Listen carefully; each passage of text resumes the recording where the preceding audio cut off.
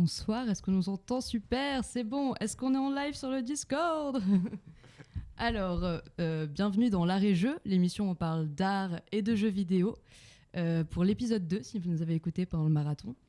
Du coup, le thème de cette émission, c'est pas de l'histoire ancienne. Alors, comment ça?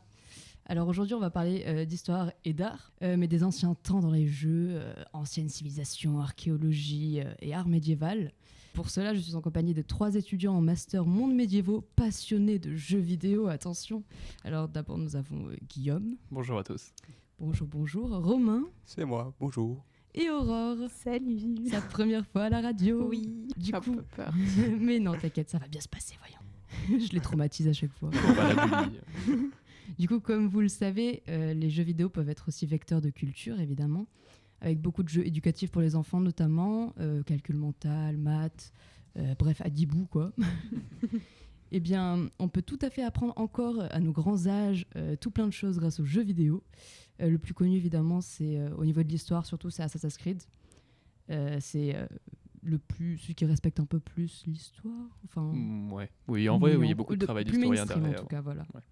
Et l'immersion dans le jeu qui se veut en partie historique, elle permet une meilleure compréhension et surtout une meilleure, je trouve, mémorisation. On retient mieux les événements historiques quand on les vit dans le jeu. Il y a une plus grande immersion. Enfin, perso, je retiens mieux les histoires qu'on nous raconte dans Assassin's Creed que dans les cours d'histoire. C'est clair qu'on est plus impliqué, quoi. C'est ça aussi. Oui. Et du coup, avec le début des jeux numériques interactifs dans les musées aussi, où justement ça permet de faciliter la médiation des œuvres, de capter l'attention des visiteurs qui approchent l'œuvre sous un nouvel angle finalement. Et je sais pas vous, mais perso, j'ai appris l'anglais avec Minecraft. Donc Ouais. on peut commencer par là. Il y a beaucoup de cailloux. Hein, mais... Des cailloux, des rocks. Tout le Et du coup, vocabulaire. la dirt évidemment. Référence à Antoine. Et ça, tour de merde. Tour de merde. Alors, du coup, jeux vidéo, outils de culture pour vous ou pas? Et est-ce que certains jeux vous ont appris quelque chose culturellement parlant? Alors, j'ai un jeu qui m'a appris beaucoup de choses sur la Grèce antique. C'est un jeu sur navigateur qui s'appelle Grépolis. Oh.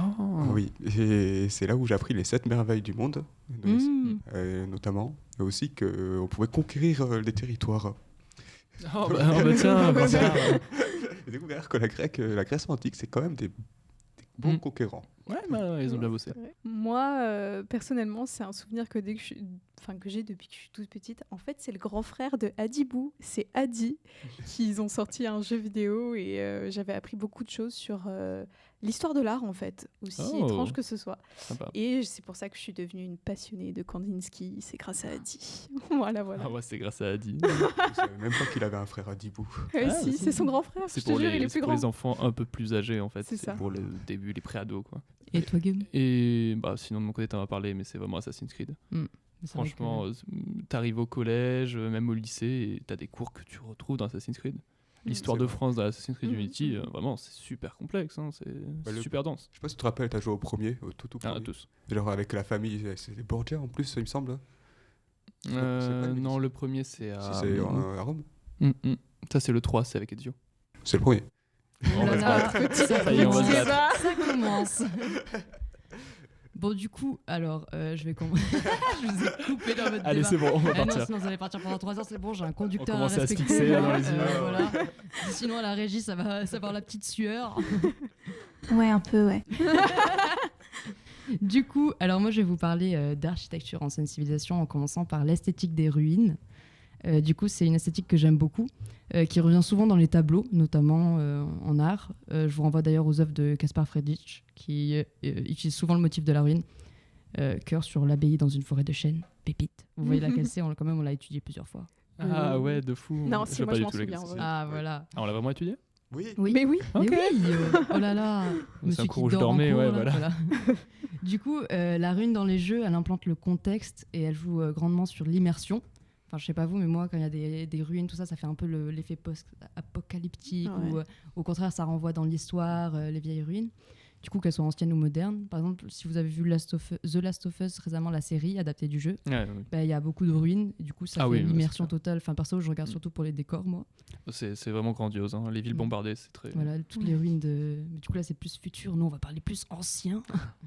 Du coup, pour les anciennes civilisations les plus connues, on a Uncharted et Tomb Raider, où il y a beaucoup d'inspiration justement à toutes ces anciennes civilisations, les anciennes ruines, l'architecture, tout ça.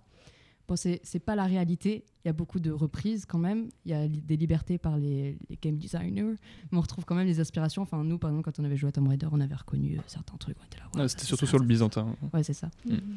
Du coup, justement, les mystères sur les anciennes civilisations, tout ça, ça donne les libertés pour les créateurs de jeux d'inspirer des malédictions, créer des monstres autour de ça. Enfin, il y a pas mal d'imaginaire autour. C'est ce qu'on va parler dans cette émission, finalement. Oh, waouh, transition. Même pas, il n'y a pas de transition. Là, je suis déçu. ma chronique, en fait, je lis. Du coup, pour Uncharted, par exemple, Uncharted, on cherche les cités mythiques perdues avec dans le premier l'Eldorado, le deuxième la cité légendaire du Shambhala, le troisième la cité d'Iram et le quatrième je l'ai pas encore fait, du coup j'ai pas voulu me spoil, du coup j'ai pas recherché, me dites pas. Et dans Tomb Raider, alors avant le reboot de Square Enix, c'était un peu ça, on recherchait des reliques mythiques, la ceinture de Thor, Excalibur, tout ça, des fragments. Les premiers. Voilà, avec les anciennes, enfin il y avait pas mal d'anciennes. Bon, après c'était les graphismes n'étaient pas, on reconnaissait un peu, tu vois.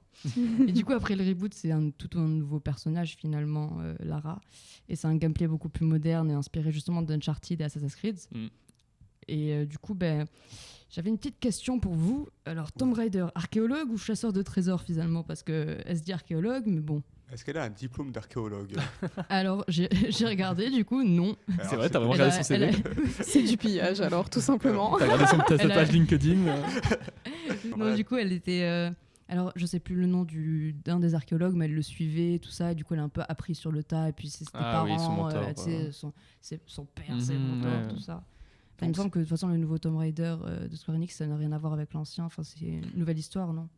Après l'histoire de archéologue finalement, non?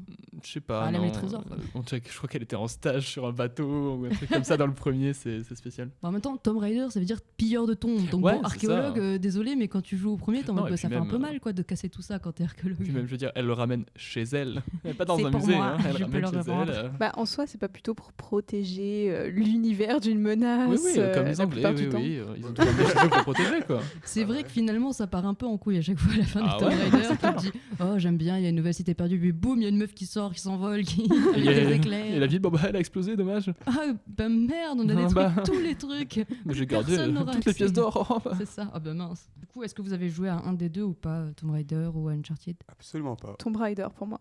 Ah ouais, t'as sur la DS. Ouais, l'ancienne. La OG, quoi. Et non, avec Lisa ensemble. Je te demande pas parce qu'on les a fait ensemble. On a fait les deux nouveaux de la nouvelle génération. Les deux premiers du reboot. C'est ça. C'était quoi? C'était les Byzantins et je me souviens plus le deuxième. Ouais, je sais plus. Ouais, bon. T'as joué à un jeu avec des Byzantins? Ouais, mais oui, bien sûr. Incroyable. Bien sûr. Il y avait toute l'architecture, les motifs. Ouais. Moi, je joue beaucoup à Uncharted par exemple. Pareil, il y a beaucoup d'architecture qui revient et j'ai fait les 3 d'affilée, trop bien, vraiment.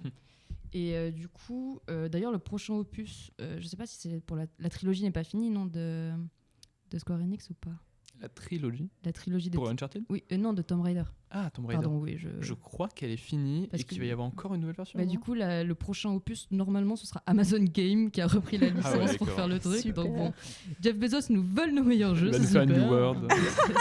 Oh non, pas encore. Mais voilà. Du coup, première partie finie, on enchaîne. Allez, Isa.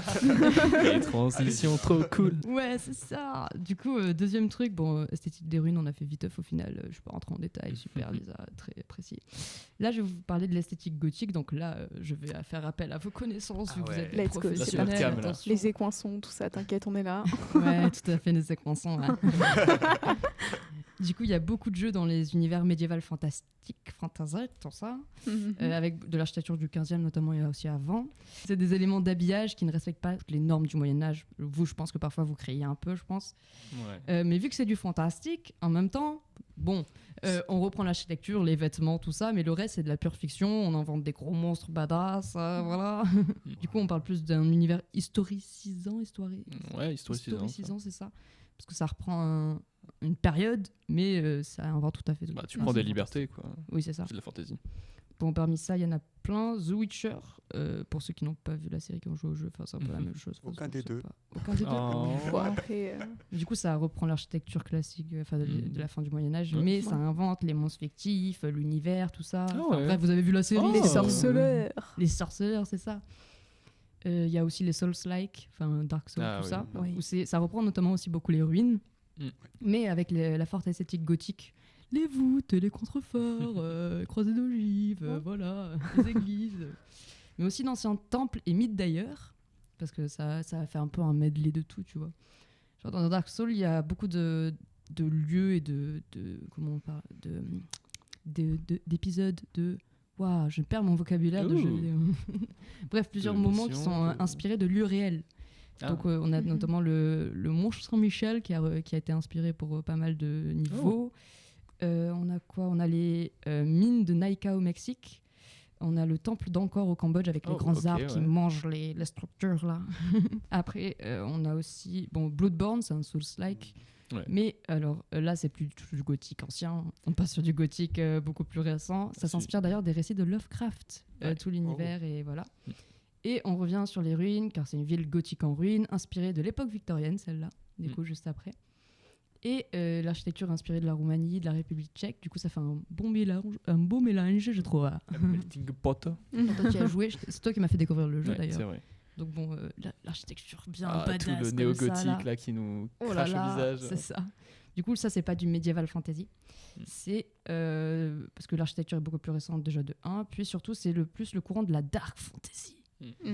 C'est le sous-genre de la fantasy, mais on y range aussi Elden Ring au final, et aussi The Witcher, aussi les Dark Souls. Enfin, c'est un peu Ouais, tout cet oui, c'est univers-là. vrai. Vous voyez de... Oui.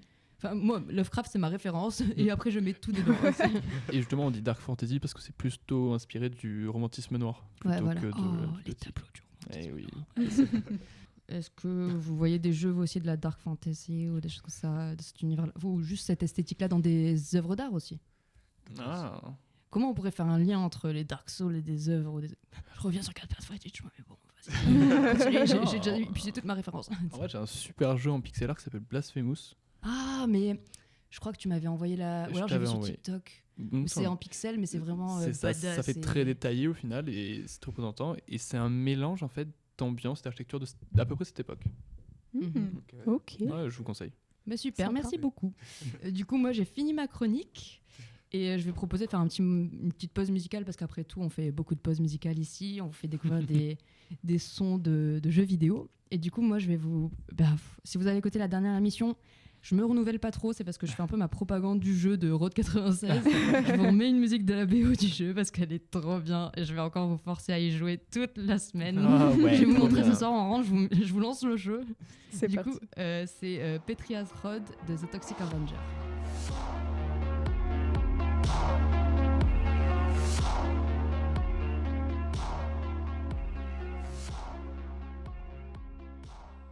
Pour écouter ou réécouter la playlist, rendez-vous sur Spotify ou Instagram, l'art et jeu.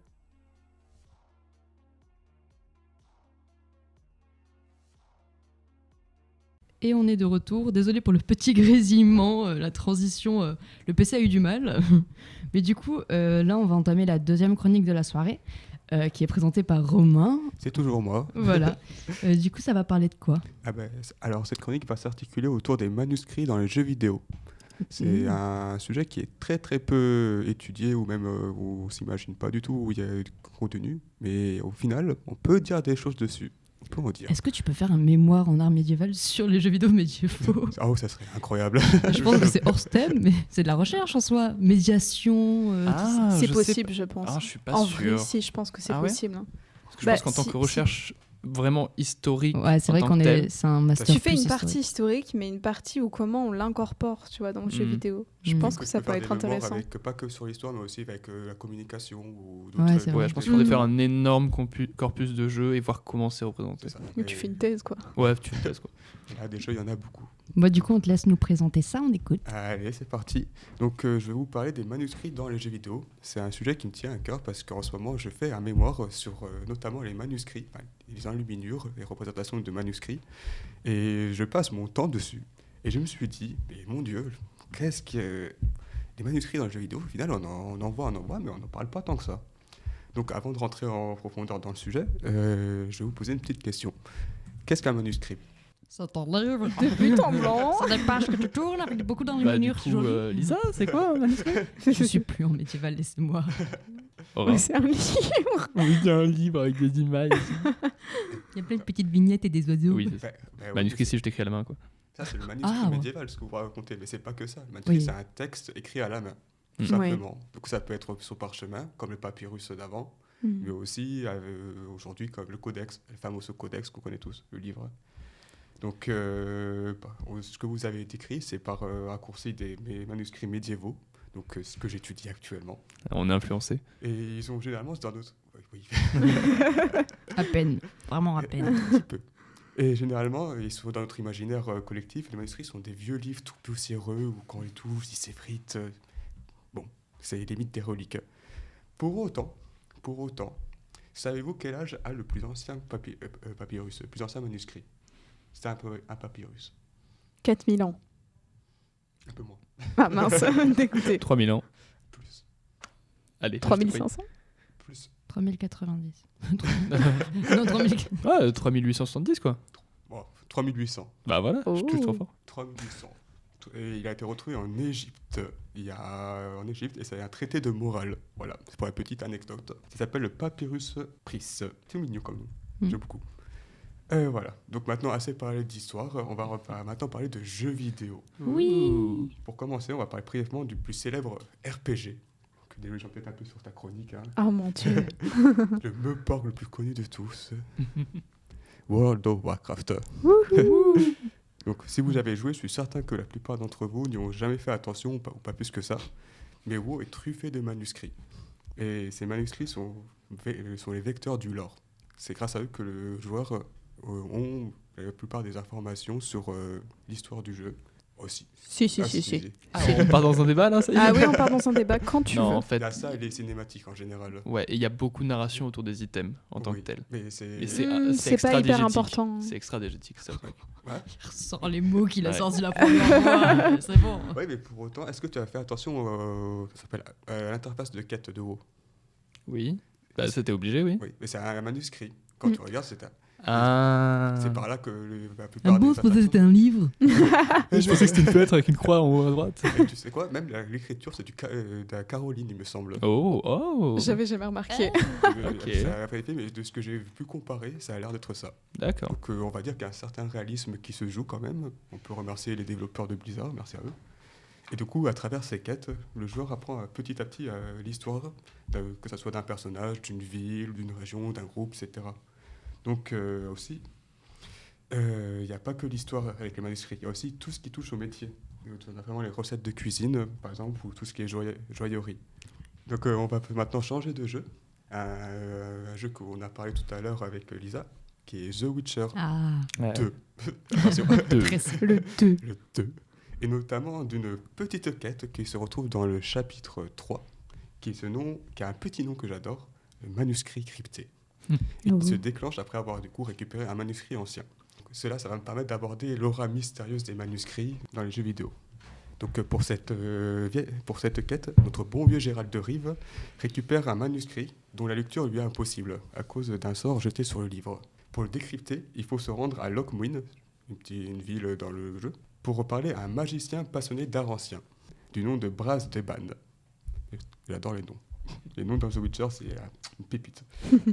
Du coup, celui-ci va vous donner une quête et il va vous demander des ingrédients pour déchiffrer ce manuscrit, que je vais vous citer parce que je trouve ça très drôle. Donc pour enlever un sort, voilà, voici la recette miracle. Il vous faut des phéromones de reine Andriag, du sang de vieux Necker, Bah ouais. de la cervelle du Bulvor, Basique. et vous avez le luxe de choisir entre un œuf de harpie ou une langue de putréfacteur. Ouh là Nickel. là. Tu rajoutes un peu de jus de citron, c'est fini. Voilà, et vous pouvez Un déchiffrer délice. tous les manuscrits du monde. Et du coup, après avoir ramené les ingrédients, je vous passe les détails de la quête parce qu'il faut vaincre 2-3 boss, etc. Voilà. On récupère quelque chose. On récupère du coup le contenu du manuscrit. À votre avis, qu'est-ce qu'il y a à l'intérieur? Une liste de cuisine. Une enluminure. Un sortilège qui sort de la feuille et qui t'attaque. Loin de là. Vous pouvez concocter une épée légendaire. Concocté. Vous avez les recettes. Ok. Vous avez des schémas, les plans pour concocter, pour créer. D'accord. Je le sais dans la tête maintenant. Et du coup, cette épée légendaire. Du coup, c'est aussi un vecteur de savoir, enfin, le manuscrit. Une vieille épée, comme un peu Excalibur. No spoil. Non, mais c'est pas un spoil, le roi Arthur, tout le monde connaît. Bah non, en fait. non. Avant de voir ma chronique, vous connaissez pas. Voilà. J'entends rien. C'est rien dit. Donc du coup, avec cette quête, The Witcher propage l'idée d'un manuscrit légendaire et mystérieux, du coup, qui révèle des secrets anciens et épanouis, où des épées légendaires sont pop. En plus, le nom de la quête, manuscrit crypté, je trouve ça magnifique. C'est vendeur. Poétique. Mais pour autant, cette image du manuscrit ancien, elle n'est pas arrivée comme ça. C'est pas The Witcher, c'est pas qui a créé ça. Est-ce que, du coup, je vais vous poser une autre question. J'adore poser des questions. Ah, mais vas-y. Est-ce que vous connaissez Nicolas Flamel? Oui, Harry Potter, oui. Alchimie. En alchimie. Attends, c'est qui dans le. Mais à la base, Il est connu. je crois que ce monsieur, c'était juste quelqu'un de très riche. Mais je me souviens plus trop. Mais je crois pas que c'est un vrai alchimiste, en fait. Eh ben, justement, si, c'est un vrai alchimiste. Ah, ok, bon, bah, d'accord. qui My bad. date, je sais pas si date exacte, mais c'est fin 14e à peu près. Il a pas Et- écrit le livre de l'alchimie, genre. Non, il est célèbre pour il est supposé avoir créé la fameuse pierre philosophale. Ah oui. Bah, C'est- c'est Oui, là, c'est vrai. logique. Du coup, c'est le caillou qui transforme le plomb en or. Enfin, tous Le en or. bon caillou, quoi. Donc après, on dit qu'il affirme avoir fabriqué, on n'a pas de preuves jusqu'à présent. Oui, bah. Ouais. Voilà. Donc cette quête légendaire de la pierre philosophale, elle est transmise depuis des millénaires grâce à des manuscrits. Du coup, une des premières mentions, se retrouve dans un petit livre, un petit manuscrit. Excusez-moi pour la prononciation. Le nom du manuscrit, c'est le Kitab al-Fuzul al-Itnei Asar fi Ilm al-Ajar al-Mukarram. À tes souhaits. Merci beaucoup. Guillaume. Donc, du coup, la traduction littérale, c'est le livre des 12 chapitres sur la science de la pierre illustre. Donc, c'était écrit par un alchimiste égyptien, parce qu'alchimiste était un métier avant, sachez-le. Oh, Oui, on pouvait devenir alchimiste et du coup passer son temps à créer des fausses potions. Incroyable. trop bien. Donc, par du coup, Monsieur Zosime de Panouplis en moins 300. J'adore ce nom, Zosime. C'est sympa. Ah oui. Donc, pour ceux qui ne connaissent pas les alchimistes, au cas où, ce sont juste des chimistes, des savants fous qui passent du temps pour trouver la recette du caillou philosophal. De cailloux Du philosophaux. caillou. J'adore. Le bon vieux caillou. Et le saviez-vous?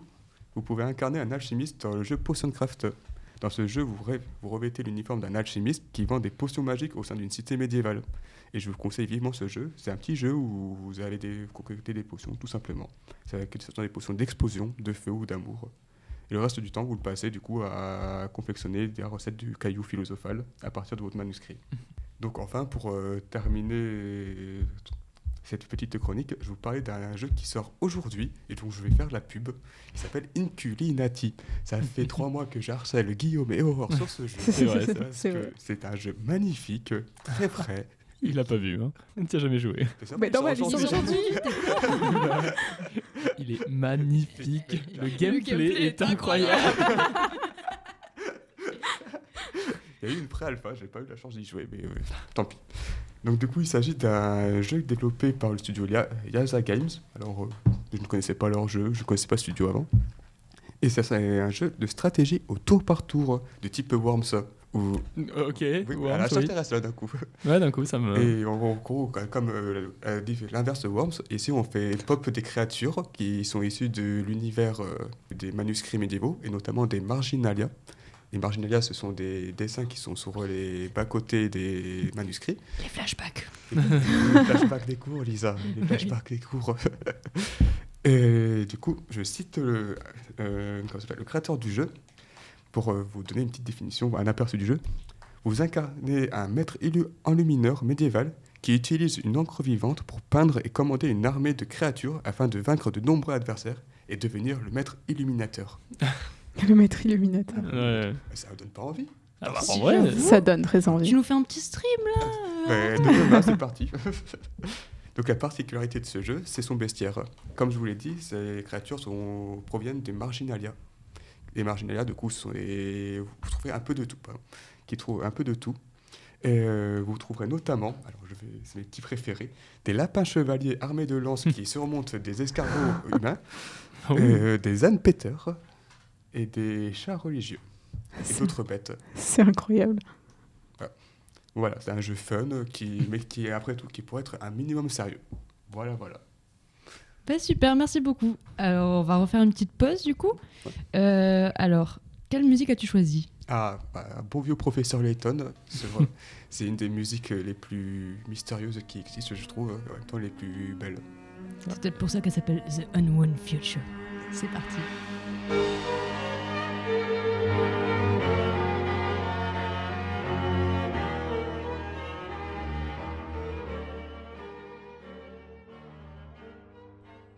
Pour écouter ou réécouter la playlist, rendez-vous sur Spotify ou Instagram, l'art et jeu.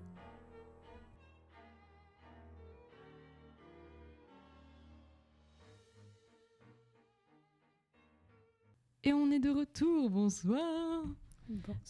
Alors, Bonsoir. c'est au tour de Aurore pour Oui. sa première. À Ah, toi. mon Dieu, au secours. Vous inquiétez pas, madame, ça va bien se passer.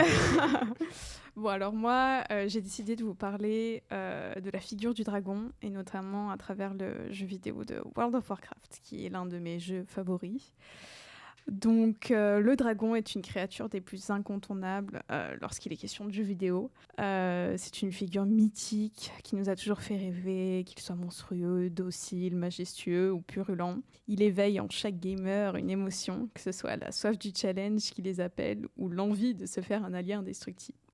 Donc dans ce contexte fantasy médiévale, on peut trouver différentes représentations du dragon.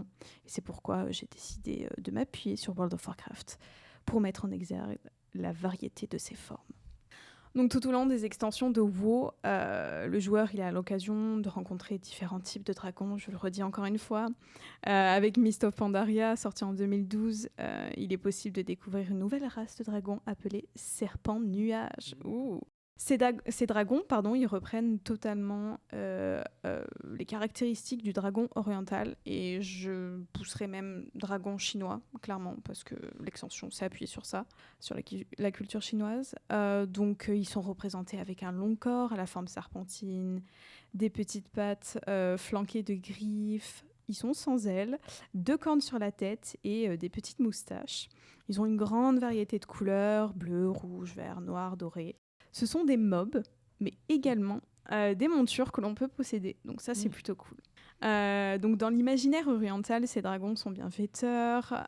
Ils sont pris comme symbole par les empereurs chinois. Ils ont un aspect céleste, ils sont sages, ils représentent l'équilibre. Mais il ne faut pas les provoquer, sinon ça peut engendrer, on va dire, des ravages. Voilà. Et donc, WoW reprend exactement ces mêmes codes, en fait. L'origine des serpents nuages est incertaine. Ils sont millénaires, craints. Ce sont des animaux dangereux et sauvages. Mais avec des personnages comme Yulon, on observe cette idée de sagesse, de bienveillance, car ils protègent la Pandarie. Néanmoins, on peut aussi trouver dans cette même extension un dragon qui s'éloigne un peu plus des caractéristiques typiques. C'est Elegon, qui est un dragon céleste, qui est le boss du raid du Cabo Mugushan. On voit qu'il y a une évolution dans sa représentation. On assiste sur ce côté céleste, c'est-à-dire qu'il a toujours cette forme de dragon oriental, mais il est totalement transparent, comme un halo, et son squelette a l'aspect d'une constellation. C'est très drôle d'ailleurs, parce que les joueurs, quand on rentre sur la plateforme, on devient des petits squelettes de constellations, c'est plutôt cool. C'est au rayon sol ou quoi? Donc on s'éloigne d'une représentation typique et on l'a fait évoluer pour qu'elle devienne symbolique. Ce qui est très cool à savoir d'ailleurs, c'est que c'est une monture qu'on peut dropper, et en plus de ça, les hunters, ils peuvent la apprivoiser. Chasse à la monture, hein, Aurore. Ouais. Donc maintenant, si on jette un œil vers l'Occident, on trouve une multitude de différentes représentations des dragons, tout simplement, avec la Grèce antique, le dragon de Colchide ou l'hydre de Lerne, les vouivres. Mais c'est surtout au Moyen-Âge que l'on retrouve du coup la forme du dragon que l'on connaît le mieux. Donc, c'est-à-dire 4 pattes, des ailes au-dessus des épaules, de la même forme que celle de chauve-souris. Il crache du feu, son corps est flanqué d'écailles et il est indestructible, quoi.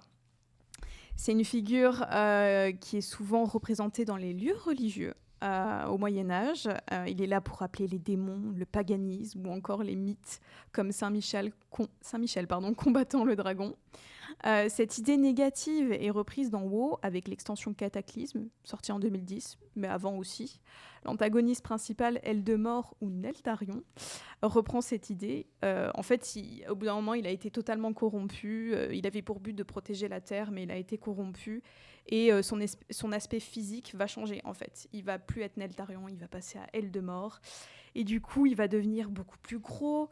Ses écailles vont s'écarter en laissant s'échapper de la lave. Et il faudra poser de grandes plaques de métal afin de faire tenir le tout. C'est assez dégueulasse à voir quand même. C'est métal. Donc en plus d'un aspect assez général qui peut être monstrueux des dragons, Eldemort le devient davantage, quoi, avec sa corruption. Mais il est possible de trouver des dragons tout à fait normaux, il n'y a pas de souci, ils n'ont aucun problème, ils sont très bien, et au contraire, ils ont une connotation très, très positive. C'est le cas des aspects. Ce sont des dragons, pour la faire court, parce que c'est très compliqué. Ce sont des dragons qui sont là pour protéger Azeroth de toute menace, mais qui restent neutres. Ils vont pas prendre parti pour les races humaines, ou peu importe, les races humanoïdes. Voilà, c'est tout. Ils sont là juste pour protéger. Et je vais prendre l'exemple du personnage d'Alexstrasza qui possède des qualités beaucoup plus positives que dans l'imaginaire médiéval. Elle est à la fois reine de tous les dragons d'Azeroth, ainsi que la chef du vol draconique rouge, et elle a pour mission de protéger toute vie sur Azeroth. C'est une figure emblématique de WoW, elle est connue pour sa bienveillance et sa bonne volonté, etc., etc. Il y a également des dragons que je qualifierais de plus préhistoriques. Ce sont des proto-dragons ou des proto-drakes. Ce sont les ancêtres primitifs des dragons actuels, donc notamment les aspects. Ils s'éloignent de la représentation médiévale. Ils sont plus petits, ils ont 2 pattes avant rétrécies. Enfin, vraiment, ils ont j'ai l'impression de voir un raptor, en fait. C'est très bizarre. Mais ils sont pas que petits. Attention, il y a une exception à la règle. Il y a un gigantesque proto-drake qui est appelé Galacronde, dont les restes sont encore visibles dans la désolation des dragons. Et bon, les proto-drakes, d'une manière générale, ils sont un peu bébêtes, quoi. Voilà. C'est des prototypes, quoi. C'est des prototypes. C'est les bons petits mobs à farm. C'est juste que je trouvais ça intéressant d'en parler parce qu'on a créé en fait toute une préhistoire à ces animaux-là et je trouve ça hyper intéressant. Mais il existe aussi d'autres types de dragons qui sont un peu moins spectaculaires, comme notamment les wyrms, tout simplement. Les wyrms, ce sont des dragons qui sont issus de différentes légendes européennes. Ils ont un corps serpentiforme. Oula, excusez-moi. Ils sont sans pattes ni ailes. Et ils sont assimilés au serpent du jardin d'Éden ou au dragon de l'Apocalypse, selon Jean.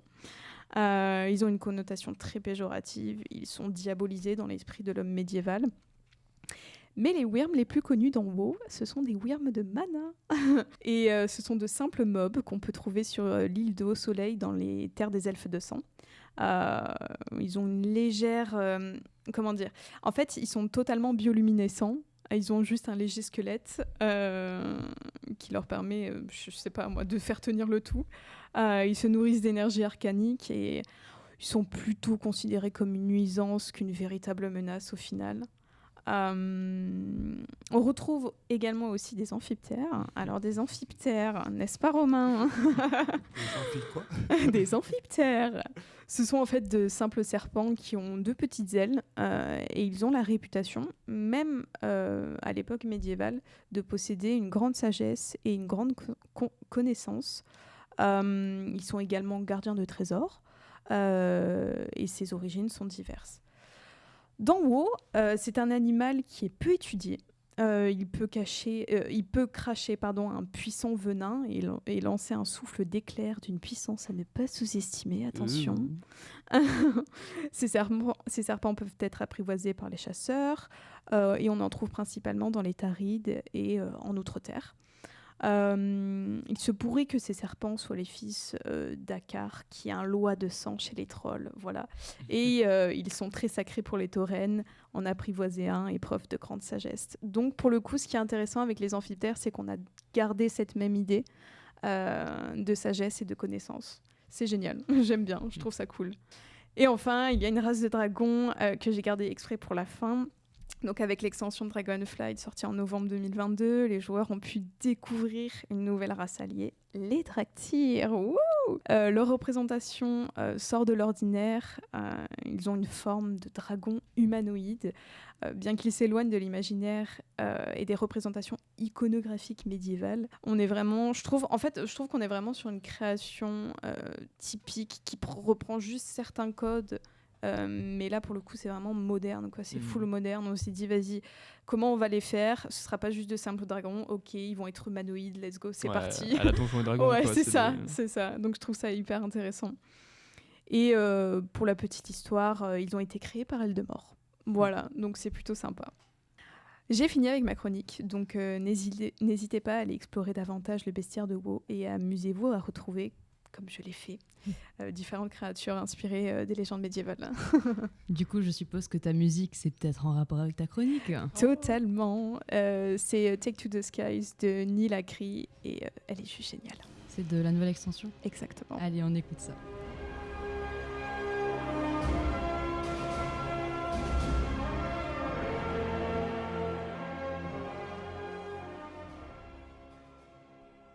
Pour écouter ou réécouter la playlist, rendez-vous sur Spotify ou Instagram, La Réjeu.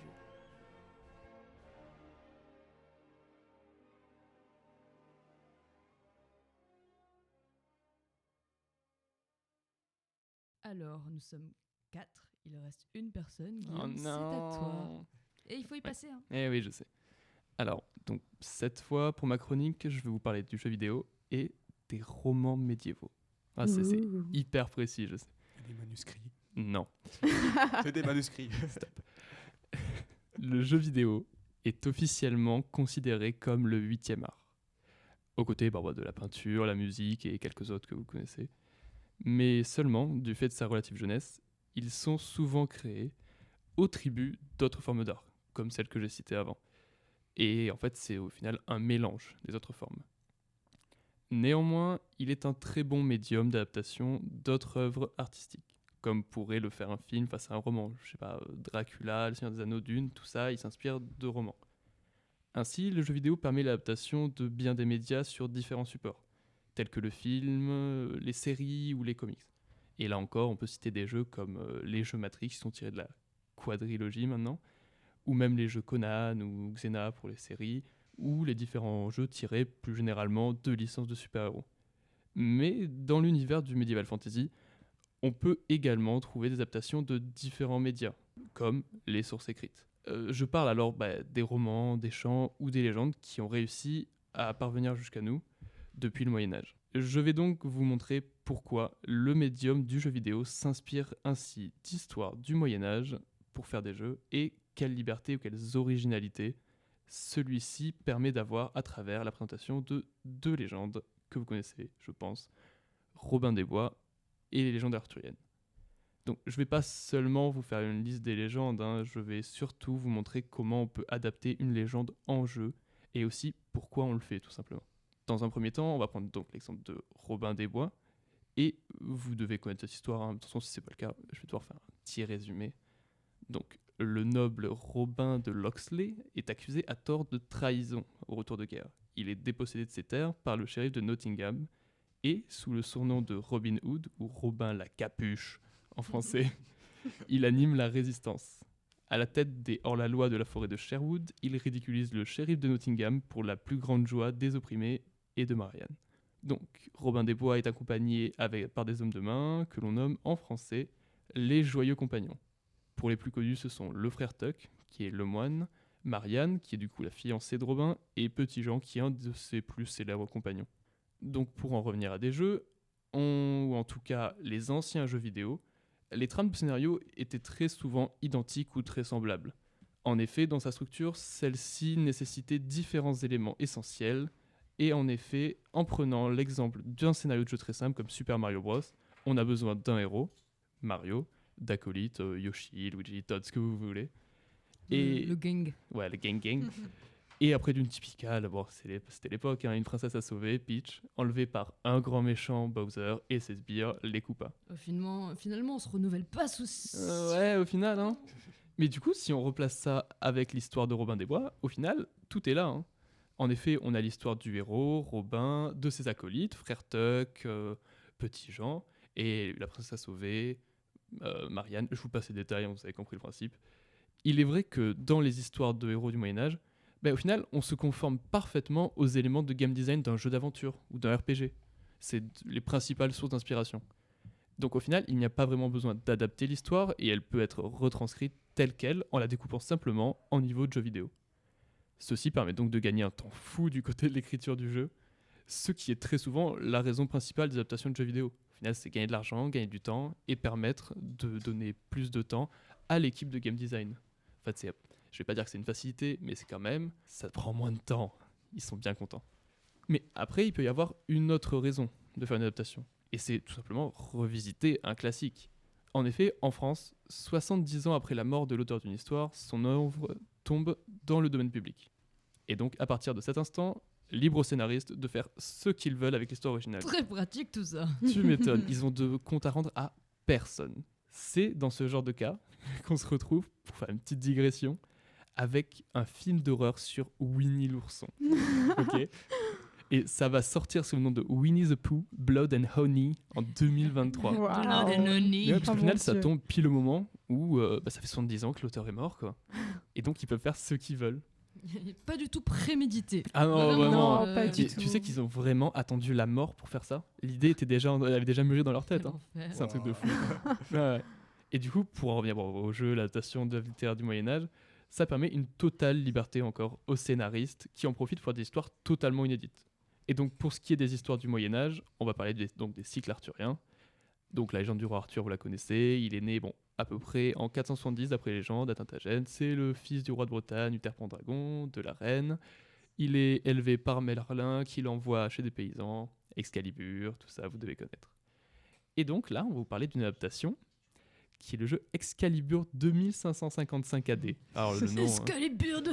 1255 AD. Et du coup, en fait, c'est un jeu qui se base sur les légendes arthuriennes et qui nous place dans un uchronisme, c'est-à-dire une version d'un futur alternatif. Et dans cette histoire, vous incarnez Bess, la nièce de Merlin, qui ressemble étrangement à Lara Croft au niveau du design. Tout se passe bien, jusqu'à ce que des repos qui viennent du futur pour tuer le roi Arthur et récupérer Excalibur. Et tout ça pour servir des pouvoirs d'Excalibur. Bref, scénario, retour de voyage dans le temps et tout. Et donc Bess est envoyée dans le futur par Merlin pour récupérer l'épée, la ramener de l'an 2555 au Moyen-Âge et venger Arthur. Donc dans les faits, bien que ce jeu ne soit pas vraiment très bon, le JDG a fait une critique, je vous laisserai aller la voir, on voit que les scénaristes ils se sont fait plaisir, quoi. C'est un scénario très années 90-80.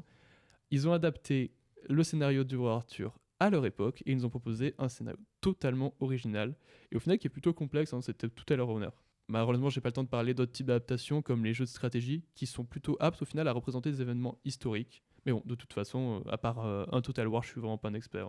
J'en ai jamais joué. C'est vraiment pas ma cam. Bon, au final, je vais m'en arrêter là. J'espère que j'ai réussi à vous montrer qu'au moins dans le Moyen-Âge, on peut vraiment montrer ces genres de romans, ces légendes sous différents médias, sous différentes formes. Et au final, même dans le jeu vidéo. Eh bien, merci beaucoup, Guillaume. Pour la musique, tu as choisi quoi? Quelque chose qui a absolument rien à voir parce que j'ai trop envie de l'entendre avec les super casques de la radio. Et les petits grésillements là. Ouais, de- oui, c'est super. Ah, on va voir si ça le fait. Death by Glamour de la soundtrack de Undertale. Allez, on écoute ça.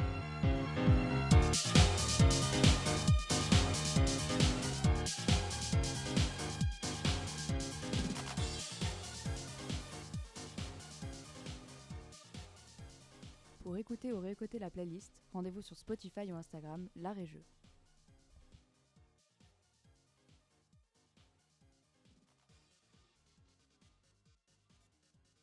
Et on est de retour. On va clôturer l'émission, malheureusement. Ça va être la Oh. fin. Il est déjà 55.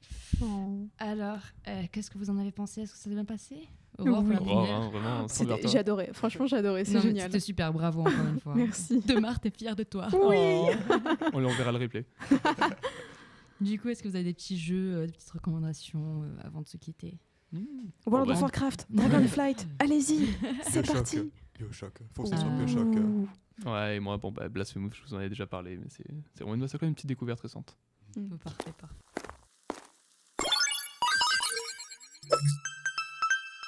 C'était Radio Campus Avignon.